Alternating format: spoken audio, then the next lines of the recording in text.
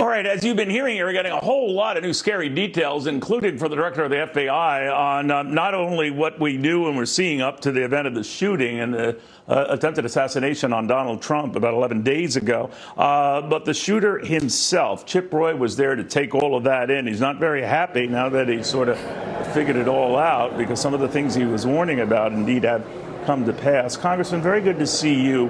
What most stopped you in your tracks?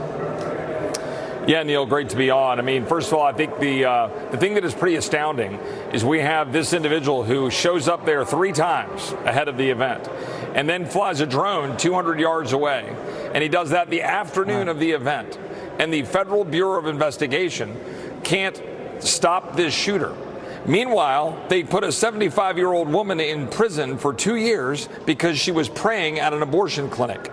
Their priorities are all out of whack. And then the FBI director lied because he said that there is no DEI going on at the FBI. But meanwhile, you have former agents who have written an entire report saying all of their standards are getting lowered. So either the FBI director lied, which I think he did, or he's accusing these former agents of lying, which he backed away from. And the final point was both Matt Gaetz and I pressed him on the question about when he has spoken to the President of the United States. And he backed away and he tried to sort of say, yeah, he's still fine. There's no cognitive decline. So again, he's lying because the President of the United States literally just stepped down from the ticket because of his cognitive decline. All right, Donald Trump on his Truth Social site, I'm paraphrasing it because I just don't have it in front of me right now, but he's saying that alone are grounds for Wray to resign. What do you think? Well, look, I think that the FBI director is pretty embattled at the moment, right? You've got the President of the United States, the former president and current Republican nominee, who had an assassination attempt. The Secret Service has already resigned. You got the FBI director covering up the fact that they've got DEI watering down their standards. You got the FBI director trying to obfuscate the mental competency of the president. You got the FBI director basically acknowledging that they couldn't stop this guy who was a 20-year-old lone shooter who shows up 3 times ahead of the event and has a drone flying overhead. Why didn't they have that place locked down? Why didn't they have their own assets flying over it? What is the FBI actually doing? I mean, meanwhile, we have terrorists coming into our country. And I just want, what on earth does the FBI actually do besides put a 75-year-old grandmother in prison?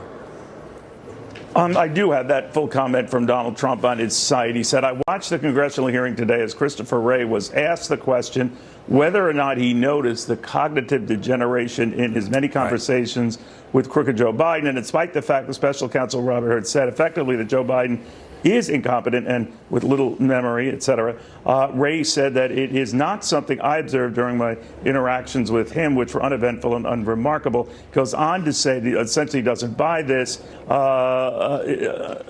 Unless that is how you want to illegally lead the raid on Mar-a-Lago, Wray has to resign, and now for lying to Congress. Now, the other issue that has come up, this is from the former president recommending that Wray go, is that others have said the same thing, Congressman, in their meetings with Donald Trump, that they noticed none of this. And I'm just wondering, that seems to bend credulity. Unless these meetings are infrequent, you wouldn't know at a short meeting or an intelligence briefing you do with the president. But certainly you would see a pattern or a trend, wouldn't you?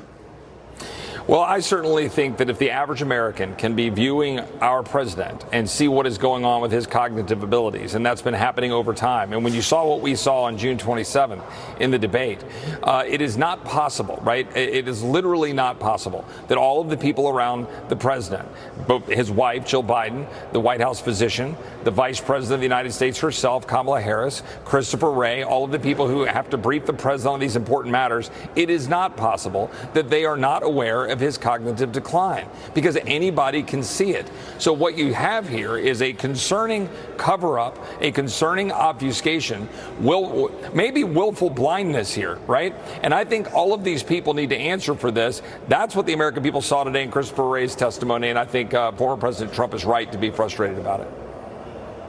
All right, we'll follow very closely, Congressman. Great catching up with you on this. Also following the ongoing presidential race right now, Kamala